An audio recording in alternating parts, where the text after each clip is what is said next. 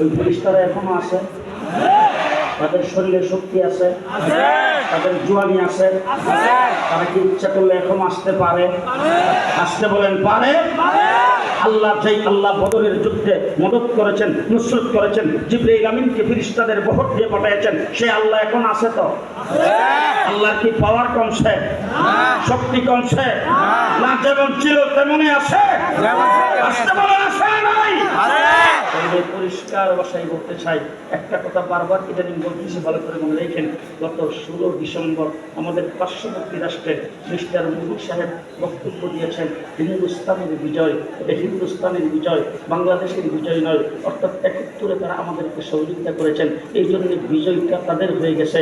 আর এই স্বাধীন সার্বভৌম বাংলাদেশে গত 15 বছর পর্যন্ত একটা ব্রিটিশ সরকারকে দিনের বুট রাখতে করায়া, লুটপাট করায়া, বেগম পাড়ায় বাড়ি করায়া, তাদেরকে মদতার নুসরত করে, তাদেরকে সমস্ত শক্তি দিয়ে তোমরা তাদেরকে ক্ষমতায় রাখছো, রাইকা তার সঙ্গে প্রেম করছো। প্রেম করার পরে মেয়ে যদি ভাগ্যে চলে যায়, বাবা তীর্যপুত্র করে, আর যদি দইলে আনতে পারে তাইলে যথাযথ বিচার করে আমাদের মেয়েটাকেও ভাগায় নিবা, আবার সৌন্দর্য চাইবা।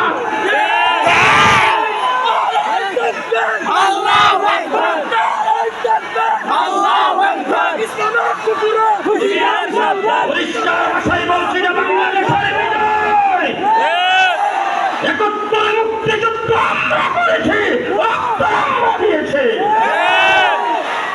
মিস্টার মোদী সাহেব, তোমার দেশ সহযোগিতা করেছে, আমরা 54 বছর পর্যন্ত ধন্যবাদ মুবারকবাদ জানাই আসছি।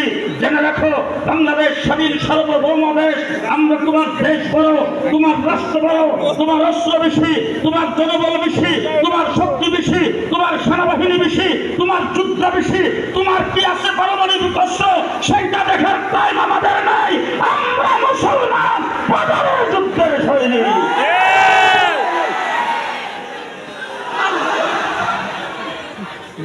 আল্লাহু আকবার।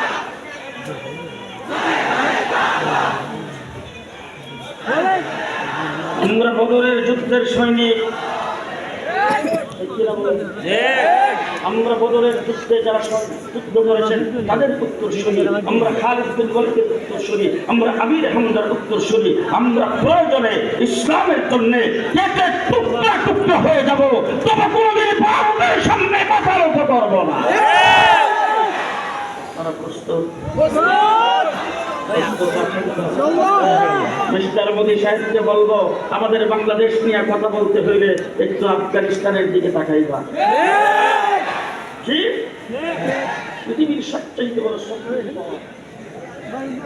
আমেরিকা, তার সাথে আর 70টা রাষ্ট্র। জি, বহুজাতিক বাহিনী নিয়ে বহু শক্তি প্রয়োগ করে আফগানিস্তানকে কাবু করতে চেয়েছে। লাঠি ডান্ডার বাড়ি খেয়া পাশ করে বিদায় হয়েছে। মিস্টার মোদী সাহেব, তোমারও দুটি সামলাও। এখনো মাঝখানে কিছু আছে, ওই যে ওই দলের কথা কয় না। মিস্টার মোদীকে বলবো, তোমার দুটি সামলাও, তোমাকে পাশ করে ছেড়ে দেওয়া হবে। পরিষ্কার ভাষায় বলছি, আজকে আমার বাংলাদেশের রাজনীতিতে যেই সমস্ত দল ভারতে নারাজ হবে, ভারতের দুর্নীতি কায়েম করে, ভারতকে রাজি রেখে ক্ষমতায় যাওয়ার চিন্তা করবেন, তাদের সাজ বাংলার মাটিতে পূরণ হবে না। আজকে প্রমাণিত হয়েছে ভারত আমাদের বন্ধু নয়। ভারত আমাদের বন্ধু নয়। সেই লোকেরা সরকারের প্রধানমন্ত্রী শেখ হাসিনা, তার নিজের আপন বাগ্নি লন্ডনের মন্ত্রী, সেখানে দরখাস্ত করেছেন, চেষ্টা করেছেন,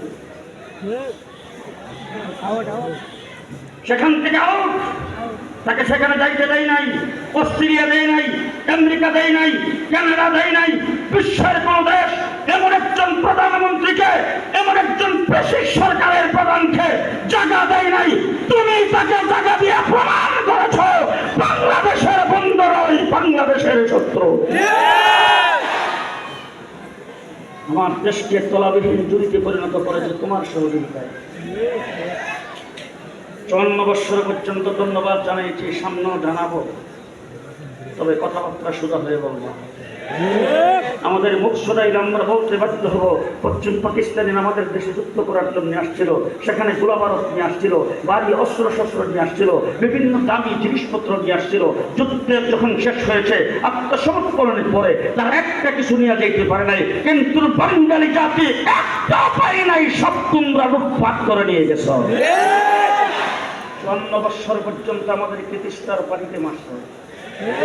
আমার বাংলাদেশের বিরুদ্ধে পদে পদে পদে পদে দেশটাকে অকার্যকর করার চেষ্টা করেছে। সুতরাং আর নয় আমরা বদরের যুদ্ধের উত্তরসূরি। মুহাম্মদুর রাসূলুল্লাহ সাল্লাল্লাহু আলাইহি ওয়াসাল্লাম বদরের যুদ্ধে 313 জন, 1 বছর পরে আসলো উহুদের যুদ্ধে, সেখানে 750। নূহ আলাইহিস সালামের 950 বছরের প্রয়োজন। জি, হিসাব মিলাইন ভালো করে।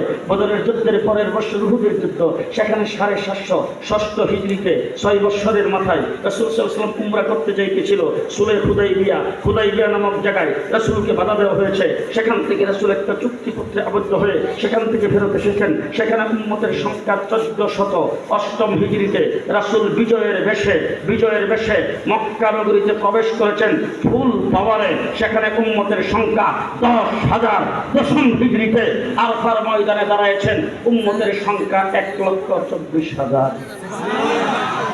ইন্না আতাইনা কাল কাউসার, উম্মত সবচেয়ে সাহাবায়ে কেরামের এক বিশাল জামাত আপনাকে দিয়েছি।